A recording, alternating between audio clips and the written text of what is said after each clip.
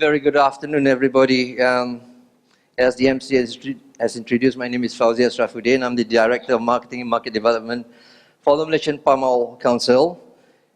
Before I begin, I would like to thank my CEO for delegating this task to me. I think it goes in my KPI also, so I better do well today. Anyways, I've been given the title of Malaysian Palm Oil, 100 Years of Leadership and Affordability and Sustainability.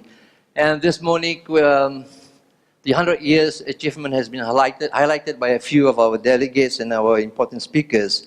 And I must say that in next year, when we reach 2017, when we hit 100 years, it's been a journey of challenges, achievements, and these challenges and achievements we expect to continue in the next 100 years.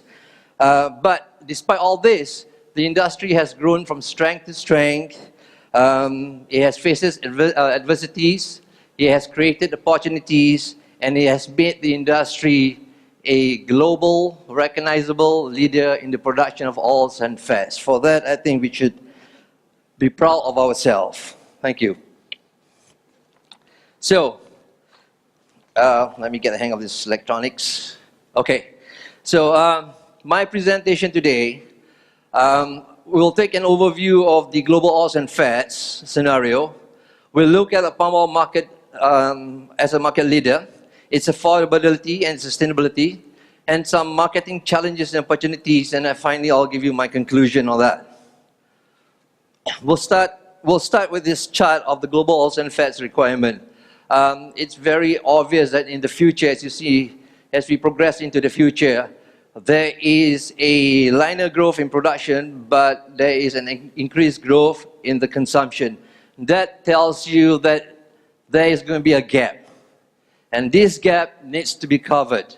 We have 17 major oils and fats producers, but out of the 17, the palm oil represents a crop that is most sustainable in achieving the requirement and fulfilling this gap. In fact, as I put a note at the bottom of the chart, as you can see, the global human population will grow to over 9 million by 2050. FAO estimates that the world will have to produce about 60 to 70% more food the next 35 years, while the OECD states that the world will need 20% more food by 2020.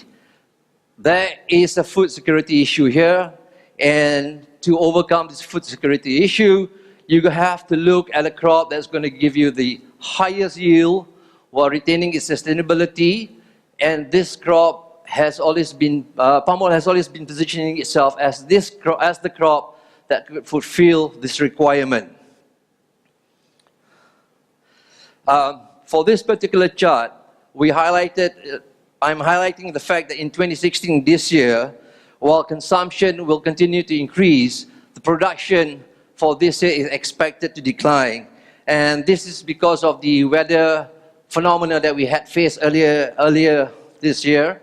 And also the fact that I think when Indonesia comes into full force with its B20 implementation for biodiesel, this is expected to boost consumption. So that's a gap that needs to be fulfilled also. And from MPOC, based on our market studies that we have done, we see continuous growing demand for palm oil from countries such as China, India, Japan, South Korea, and Philippines. These are countries which we have seen over the last 3 or 4 years shows a greater appetite for palm oil. Well, on a year-to-year change, if you look at the chart, since 1991, there has been a positive growth in both oils and fats production and consumption. However, as I said to you earlier, for this year, while there will be a positive growth in consumption, production will be likely see a dip result in a negative growth. And the reasons, as I indicated earlier, has to do with the severe weather pattern that we face in the early part of the year. In terms of the oils and fats export, no vegetable oil has managed to see such increase in the exports of its product like palm oil. If you see from the chart itself, you can see while the other oilseeds has remained about or slightly better than what it was before. The biggest jump has come from palm oil, from 36.22 to 57.50 in 2015. Now, what are some of the drivers that has caused this increase in the exports of palm oil? Well, the most dominant one, I would say, would be the growth in population and income, and followed by the lower per capita consumption level, which stimulates demand. Now, we talk about the need for arable land. Because on the backdrop of a lack of arable land, there is a reduced supply of other soft oils, but palm oil, in its reliability in supply, using the least land, giving the highest yield, provide you the consistency in the supply requirements that you need. So that is one of the reasons why there is always a demand for palm oil. The supply is always there, anytime throughout the year. The usage in food and industry demand has seen an increase also, especially in the application for production of food and non-food in oleochemicals and biodiesel. Again, especially in countries like China, India, Middle East, and Africa. This is an interesting chart, and it's a reality, ladies and gentlemen. There is only a handful of countries that is now working or producing the oils and fats to fit the demand of the rest of the other importing countries. And these few countries are very crucial in sustaining the future or the gap that we saw earlier to ensure to fulfill the gap that is required. The thing about this is that if you look at the chart, Indonesia and Malaysia represents the best choice for the supply for the needs of the importing country.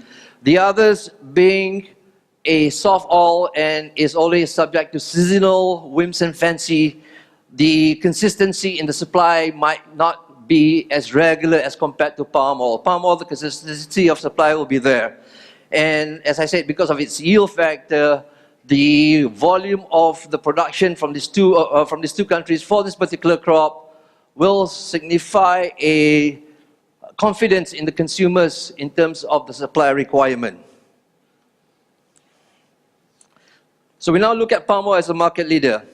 I've highlighted some points which I think, in my view, is crucial.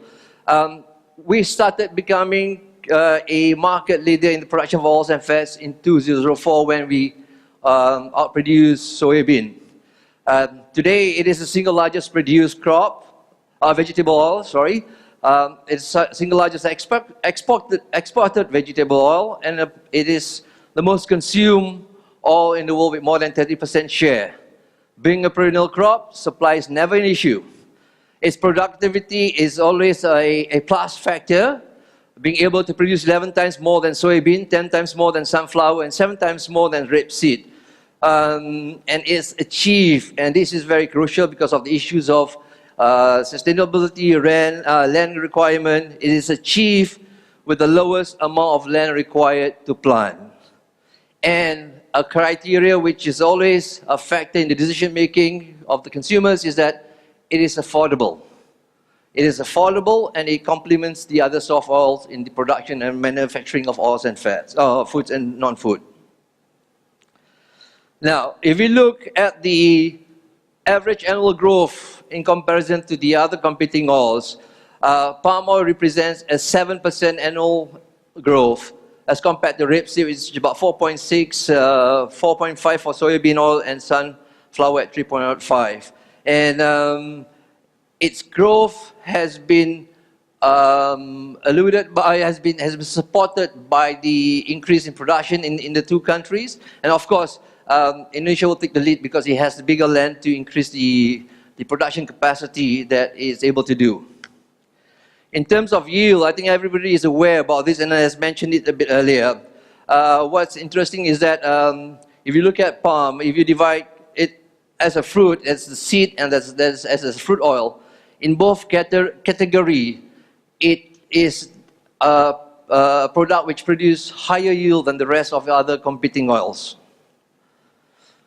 In terms of its importance in consumption, if you look at this, chart, in 1990, it was only about 13.70% as compared to 86, as compared to the other oils and fats producer. But by the time we hit 2016 this year, forecasted it's going to hit about 31%. We have managed to cover the gap that is in terms of the production of it, and the importance of it has resulted as the increase in the demand to get it where it is at the moment. In terms of affordability and sustainability, two criteria which is, I think, very important in the decision-making process of the consumers and whoever that is using palm oil.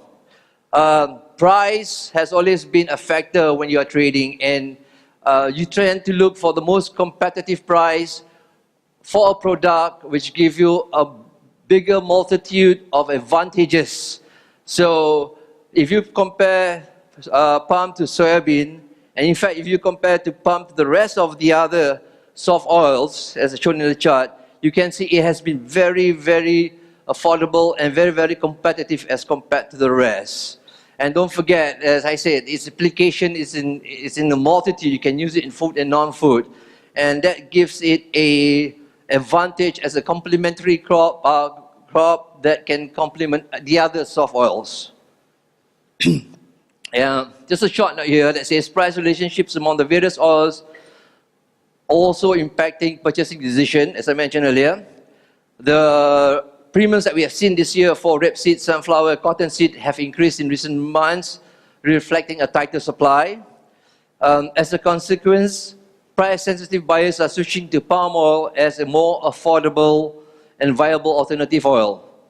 Palm oil remains the most competitively priced oil, and is reflected through its discount to soybean oil and other major oils. As a source of food, it is an important source of food, but in its constitution, only 4% of palm oil is used for biodiesel. Oils and fat, as we've been shown earlier today, is an important part of human diet.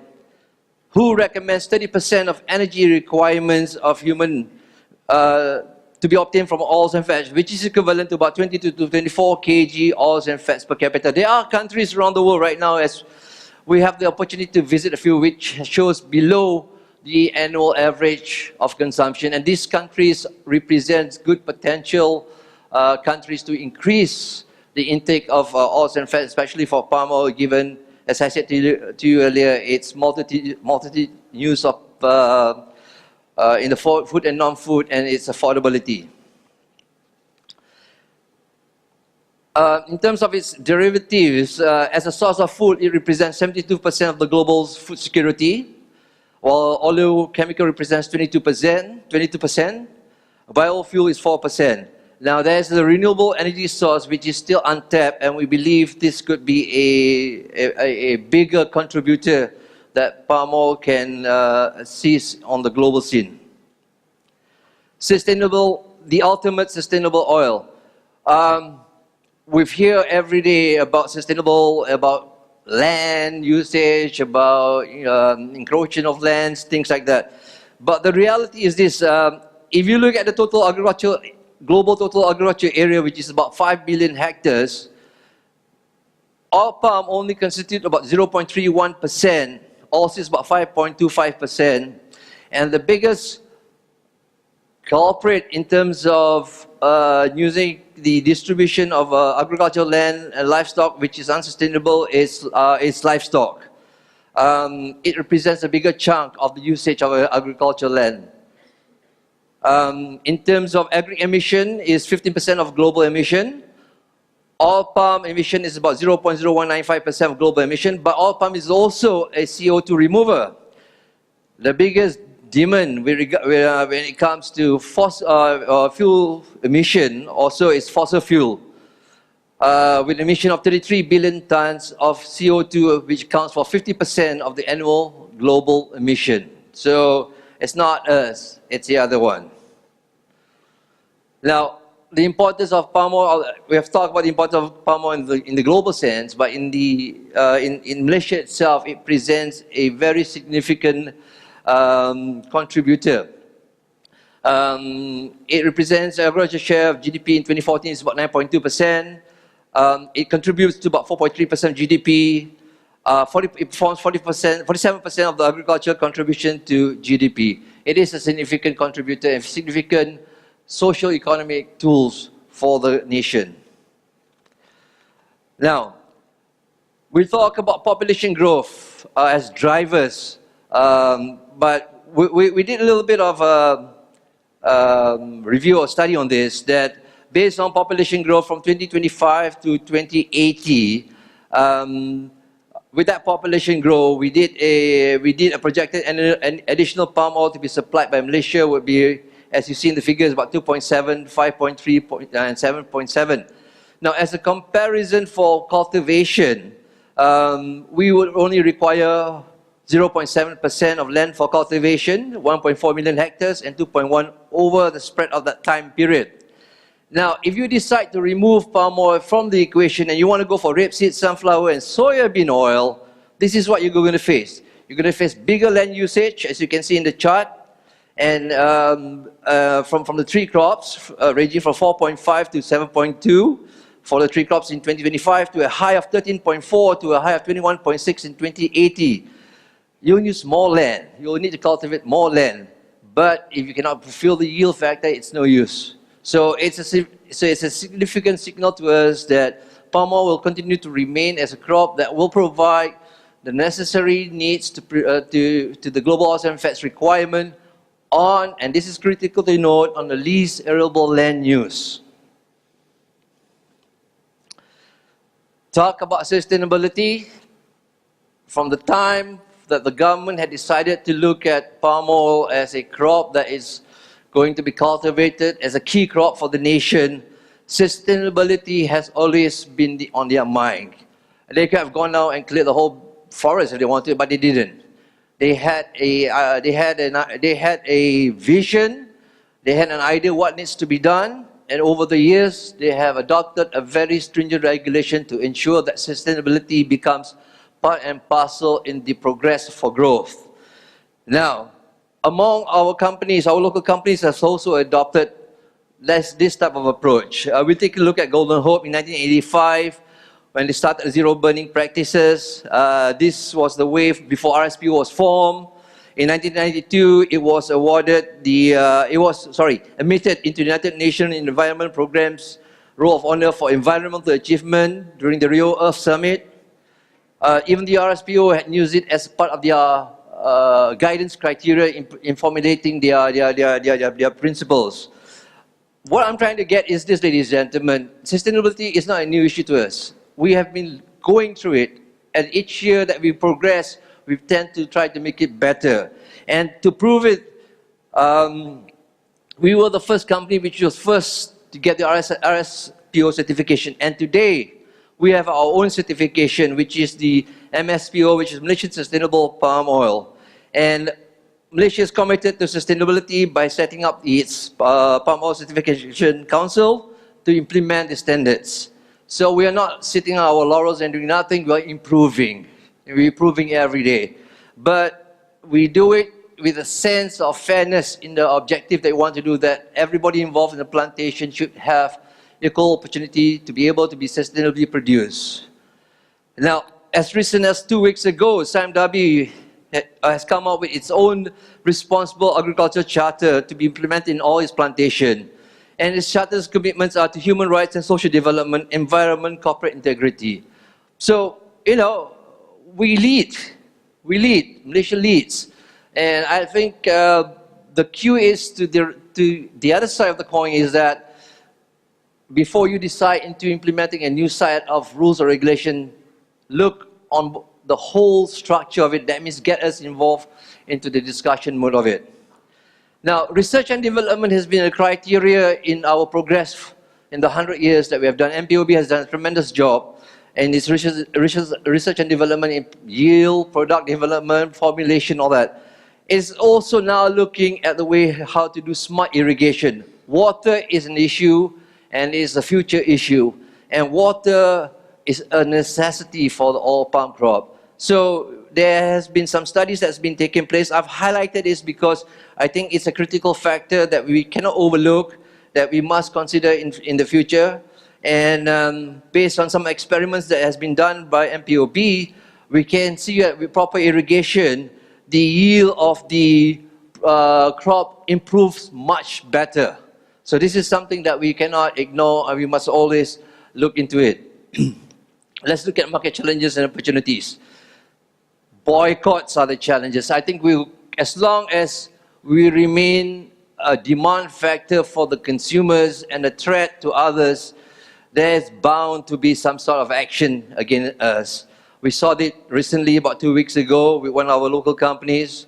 But don't forget, world population growth, improved standards of living, and biofuel mandates means that the demand for vegetable oil is bound to increase significantly. Any deliberate move to reduce palm oil production thus inevitably implies a shift in production towards lower yields and more expensive substitutes, resulting in increase in land and resource requirement, which is an issue. Higher food prices and consumer items is an issue. Undermining sustainable palm oil sources is a big issue. Most important, you're depriving economic development in many developing countries. So, in our view, the global challenges within the next decade or so will be driven by, as I said to you, by the NGOs, population growth and land scarcity, which results in food security, non-tariff barriers, and trade policies. This will be a recurring factor that we all have to face. And as an agency, we are aware. We keep watching it, and if there is things that needs to be done, actions to be done, we'll take the actions to do so. So, in conclusion, palm oil is to maintain as a global leader in oils and fats. The growth of production is expected to increase. It is a solution provider. Consumer gets strategic solution from palm oil, food security, trans-fat, free products, competitive prices. Higher yield projection that we are working on will allow us to produce more for everyone, more, I would say, for everyone. Its affordability, sustainability, economic development will continue to be a criteria, a key factor in its positive position towards the oils and fats market. It will continue to assist developing countries to promote poverty eradication, improve income for smallholders, and uplift the economy of developing nations. I highlight this because when we go around, we see there are countries that have come to us and seek assistance. We will be there to assist us. Of course, when we do that, there will be a win-win situation for all parties involved. Its principle of people, planet, and profit will continue to be a key factor. Elevating poverty to wealth creation, that's what it can do. So it's a sustainable development. Climate and environment, it's highly efficient, high-yielding crops. It's grown on the least amount of land compared to other oilseeds. Contributes to the reducing of YBhg by acting as a natural carbon sink. And no other source for vegetable oil than palm oil can actually spare more land and deliver more accessible, abundant, affordable calories to the people worldwide. With that, I thank you for your attention. And thank you, Tan Sri, for giving me the opportunity.